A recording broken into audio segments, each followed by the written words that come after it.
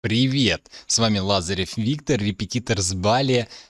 И в этом году взяли, изменили немножко ЕГЭ по математике, профиль. И в частности, новая задача номер 9. Мой ученик мне тут недавно написал, паникует, говорит, что-то там какая-то задача вообще очень сложная, давай разберем, все дела. Ну, я действительно смотрю такое, смотрю, ну вот эта задача вызвала затруднения, вот в частности с тригонометрией. И я смотрю, ну вот это вот описание, вот это вот решение, и мне тоже становится плохо. Верите, нет? На что я тут же ему показываю, дружище, давай разберем, как эти задачи вообще надо правильно решать, быстро и легко. Да? И сейчас в этом видео я расскажу, тут будет 4 вида задач, по крайней мере, то, что есть на Решу ЕГЭ по этому поводу. И мы их разберем и, собственно, поймем принцип, что нам надо делать для решения этих задач. Начнем с самых простых. Первое – это парабола. Итак, что у нас есть у параболы? Во-первых, просто запомните о 4 вещах, которые вы должны видеть у параболы. Это ветки куда направлены. Ветки зависят от параметра а. Да, то, что стоит перед x в квадрате. От его знака, если оно больше нуля, то тогда вверх, если меньше нуля, то вниз. Второе – это вершина. Ну, соответственно, x нулевое – это минус b, деленное на 2a. Да? То есть, если вот именно вот такая записулька. Да? Соответственно, f от x нулевого, да, то есть y-ковое значение этой вершины параболы, это когда вы просто вставляете x нулевое. Да, это, ну, если есть x какой-то, да, то мы можем найти y. Логично? Логично. То есть это y нулевое. Да? Третье. Это дискриминант. Да? Если больше нуля, то там, 2 точки пересечения.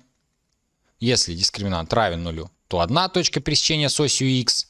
Если дискриминант меньше нуля, то нет точек пересечения. Ну, нам, на самом деле, для этих задач особо вот эти дискриминанты и не нужны. Да? Единственное, что можно сказать сразу здесь по данной параболе, просто нас вот все-таки спрашивают значение дискриминанта уравнения, да, вот этого уравнения, да, ax квадрат плюс bx плюс c равно нулю, дискриминанту такого уравнения.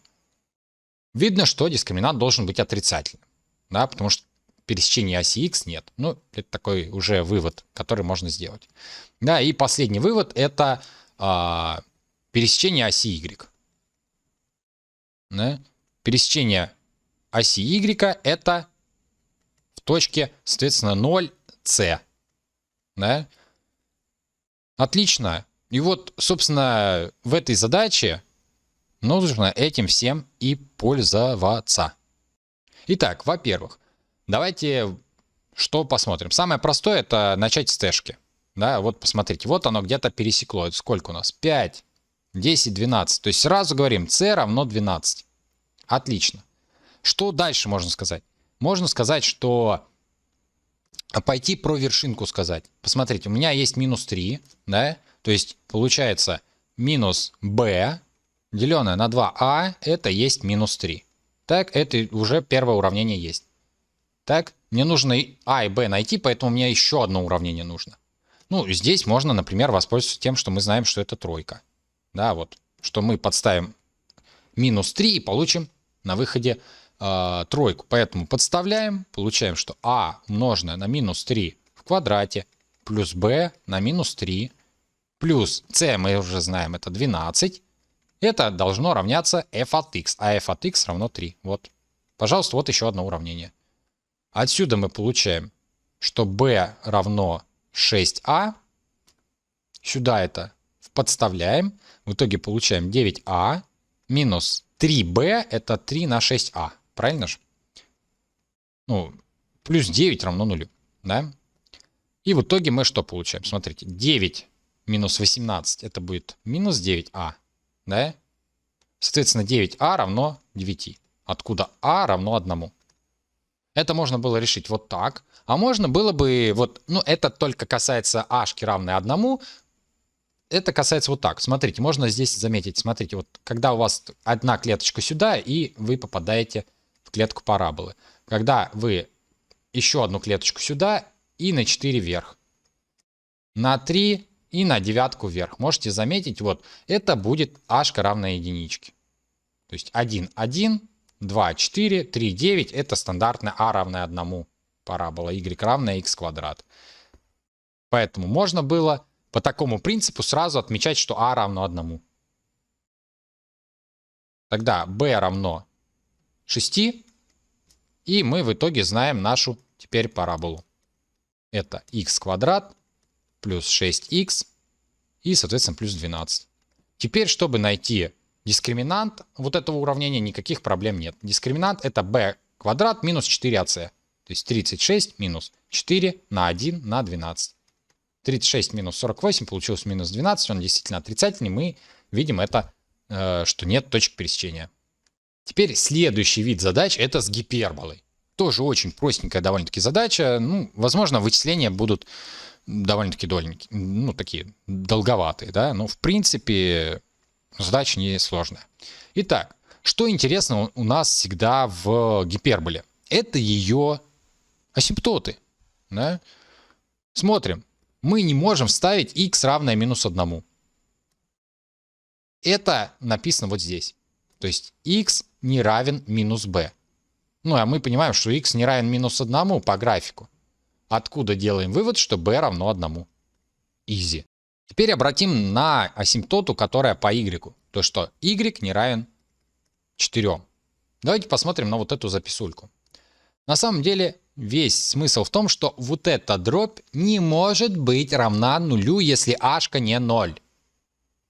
А h у нас не 0. Иначе было бы константа y равно c. Правильно же? Значит, h точно не 0. Значит, дробь не равна нулю. А если это не равно нулю, значит f от x не равно c. Правильно? Откуда мы получаем, что... Ну, а f от x это и есть y. Отсюда мы получаем, что c равно 4. То есть вот эта вот штука это и есть c. А вот эта штука это есть... Ну, если в такой записи, то это минус b. Теперь остается только найти а. А для этого нам достаточно найти только одну какую-нибудь точку и поставить ее. Главное, чтобы она была целочисленна. Вот можно заметить, что в нуле при x равном 0 я получаю сколько? Так, подождите, это минус 4, естественно. Цешечка минус 4, правильно. Да, потому что x вот тут вот аж находится у нас. Это минус 4. Получается вот это 0 минус 6. Да? Подходит наша точка. Значит, вместо x я подставляю 0. Получается а деленное на b это 1. Плюс c это минус 4. И должно равняться минус 6. Откуда а минус 4 равно минус 6. Или а равно минус 2. Все. Теперь мы знаем а, b и c и можем спокойно найти то, что нам надо. То есть f от x это есть, давайте запишем, минус 2 на x минус 1, x плюс 1 точнее, и минус 4. Теперь нам нужно f от минус 4 третьих спрашивает. Мы берем, подставляем. Минус 4 третьих плюс 1 и минус 4. Здесь удобно на 3 домножить и верх, и низ. Да? Все вместе. Получаем какую идею? Тут минус, тут получится 6, а тут получится минус 4 плюс 3. И минусуем 4. Вот это минус 1. Получается минус 6 на минус 1. В итоге вот эта вся дробь равна шестерке. 6 минус 4 равно 2. Это и есть ответ. Третий вид задач это модули. И здесь нужно вспомнить определенный очень простой момент. Смотрите, вот у нас есть такая функция. ax плюс bx плюс c под модулем плюс d. Да? И вот нам нарисован вот этот график. Здесь нужно что понимать, что если да, bx плюс c, например, больше нуля, то f от x будет записываться как?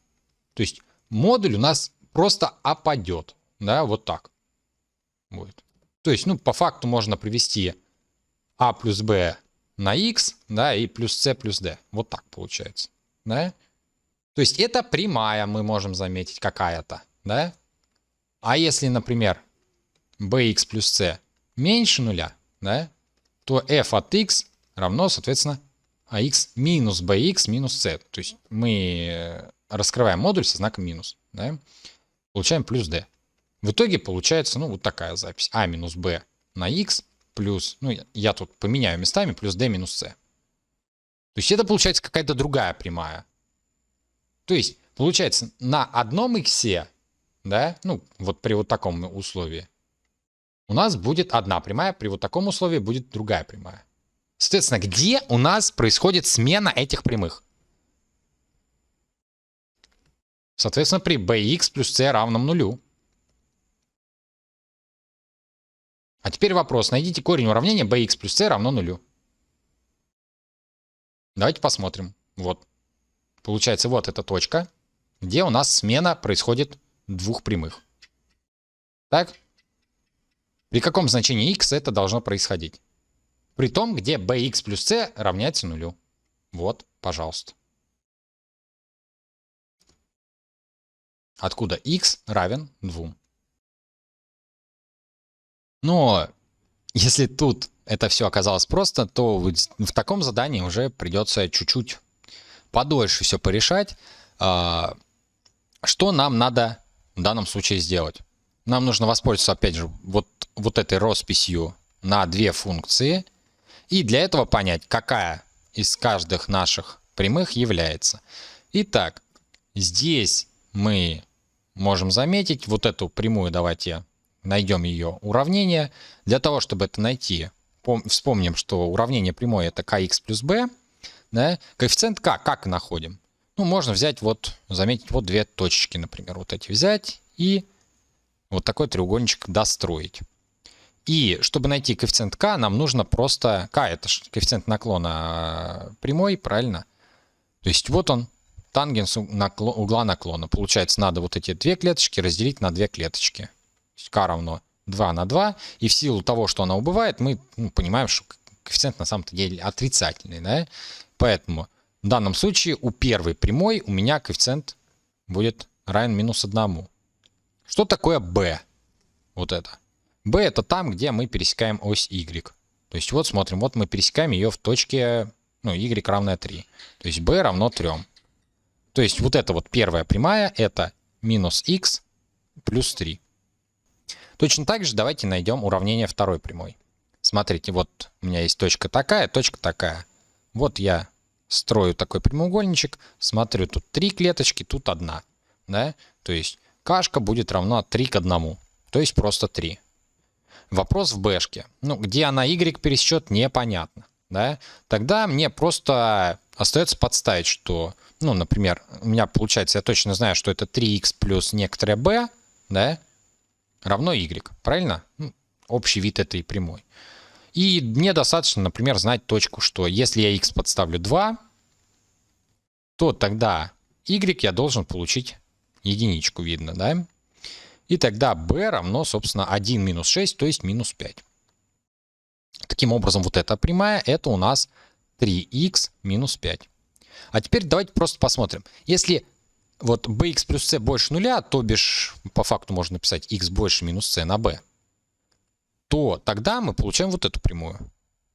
Правильно? То есть a плюс b, x плюс c плюс d, это вот эта прямая. Смотрите. Где больше x? Вот мы и видим. Тогда сколько иксов у нас здесь? a плюс b, а здесь 3.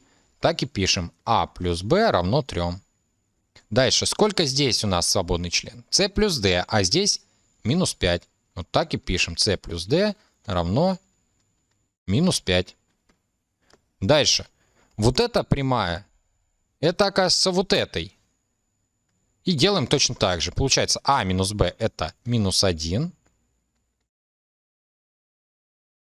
И при этом d минус c, это как свободный член, здесь это тройка.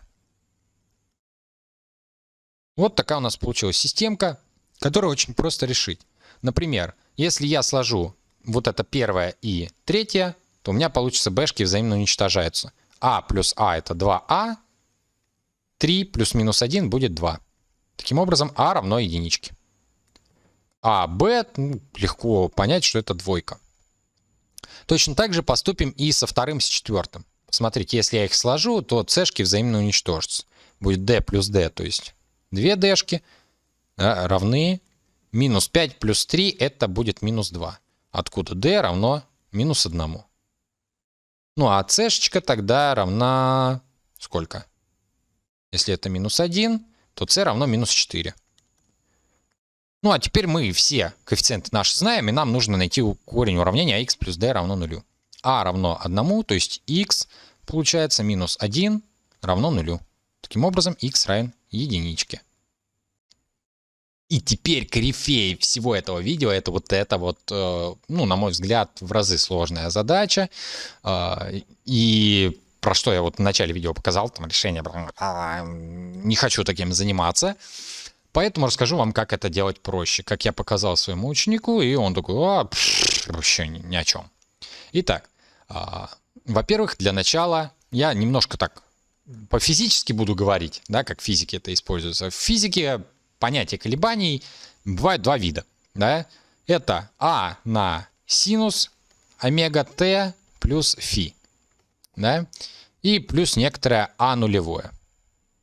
Давайте разберемся. Ну или а на косинус, соответственно, омега t плюс фи. И плюс а нулевое.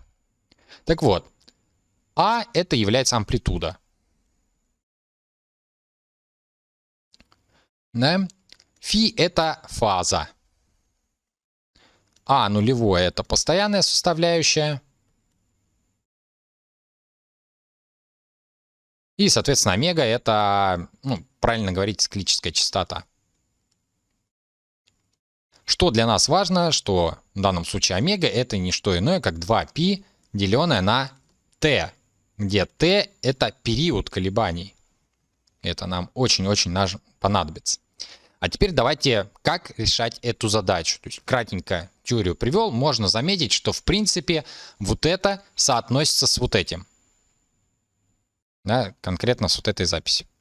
Начинаем мы с d-шки, то есть с вот этого свободного члена. Как его найти? Для этого достаточно просто найти минимум, найти максимум и посмотреть расстояние. Посмотрите, получается 5-8 клеточек. Да, вот отсюда до сюда. Тогда мы делим это все напополам и узнаем, где ось симметрии нашей вот этой синусоиды. Ну или косинусоиды, да? Вот она, посмотрите. Таким образом мы понимаем, что вот эта косинусоида, мы просто ее вниз опустили на минус 1. То есть вот это d влияет, насколько мы поднимаем или опускаем нашу синусоиду. Итак, d отсюда равно минус 1. И как только вы это нашли, я рекомендую прям сразу начертите себе вот так новую ось. То есть теперь ось x у нас вот так. Все, забудьте про предыдущую ось и забудьте про это d пока что. Да, для того, чтобы найти вот эти вот значения. То есть теперь смотрим только относительно новой оси. Дальше обращаем внимание на амплитуду. В нашем случае амплитуда является вот это а маленькая. Мы знаем, что обычный косинус, он имеет максимум на единичку бы поднялся. Правильно? А у нас амплитуда равна, посмотрите, вот это расстояние. Это есть амплитуда. Это 4. То есть мы понимаем, что в 4 раза больше, чем обычный косинус. Бывают задачки, когда бы вы встретили вот такое. Да, вот так. Тогда бы это было бы наоборот. Ну, тут единичка это нормально. Да? На что надо домножить, чтобы получить минус 4? Ну, наверное, на минус 4, да? То есть, если у нас еще отражение произошло, то тогда, соответственно, d-шка была, a-шка была бы отрицательной. Итак, мы получаем в итоге, что a-шка равна 4. Отлично. Уже много чего с вами получили. Дальше, на что влияет вот это c? c влияет на то, насколько сдвинута наша косинусоида влево или вправо. c на это влияет точно так же, похоже, как влияет d. Да, вот здесь d. Мы можем заметить, что синусоида не сдвинута. То есть она как нормально стоит, вот да, вот нормальная синусоида была бы вот так, а мы ее увеличили в 4 раза, поэтому она стала вот так. Видите? Мы понимаем, что c-шка в данном случае равна нулю. Она не сдвинута, наша синусоида. И осталось только найти b-шечку, да? И здесь нужно заметить, что, ну, прообраз t это у нас x, да? А прообраз омеги в данном случае, в данном примере, это, соответственно, то, что стоит перед x. То есть π на b. И как мы только что сказали, это 2π на период. Давайте посмотрим 2π, а чему равен период? Ну, давайте вот посмотрим. Вот начало колебания, где оно кончается? Вот оно где кончается. И получается период колебаний, да, это время одного колебания, это равно 4. Таким образом мы делим на 4, откуда получаем, ну, это равно π на 2. То есть π на b это π на 2. То есть b равно 2. Таким образом, теперь мы можем восстановить нашу, собственно, вот эту вот функцию. Это получается 4 косинуса, получается πx напополам, плюс, так, там ничего не прибавляется, да, с ноликом, и получается минус 1. Да? Вот такая функция. А теперь нам нужно найти f от 53. И вот здесь я вам еще одну хитрость подкину, в том, что эта функция периодичная. А раз функция периодичная, то вот в данном случае период 4, то я могу сказать, что вот взять f от 53, что f от, например, 53 минус 4, никакой разницы не будет между этими значениями. То есть я могу что прибавлять 4, что убавлять 4 внутри скобочек, и от этого результат не изменяется. И тогда я могу вот так преобразовать. 53 это не что иное, как 16 и 2/3. Да, но мы только что с вами сказали, что мы можем вычитать сколько угодно раз по четверке. Ну, мы вычтем 4 раза по четверке, то есть уберем вот это 16. И ничего от этого не изменится. То есть это станет f от 2/3. А 2/3 это намного приятнее вставлять, чем 53. Так оно и получается. Подставляем наши вот эту вот функцию, получаем 4 косинуса π на 2 умноженное на 2 на 2/3 минус 1. В итоге двоечки сокращаются, получается косинус π на 3. Косинус π на 3 это у нас 1/2 минус 1. Итого получается 4/2 это 2, минус 1 это единичка. Вот это и ответ. Вот так просто можно решить, в отличие от того приведенного решения, эту задачу. Если видео понравилось, то ставь лайк, распространяй его среди друзей, потому что, ну, реально 9-е задание там такое новенькое, на Решу ЕГЭ вот такие задачи пока что выложили. Не знаю, это похоже на то, что будет на ЕГЭ, пока я в этом не уверен. Но, по крайней мере, теперь вы знаете, как это все решить. Спасибо за просмотр. С вами был Лазарев Виктор, репетитор с Бали. Пока-пока.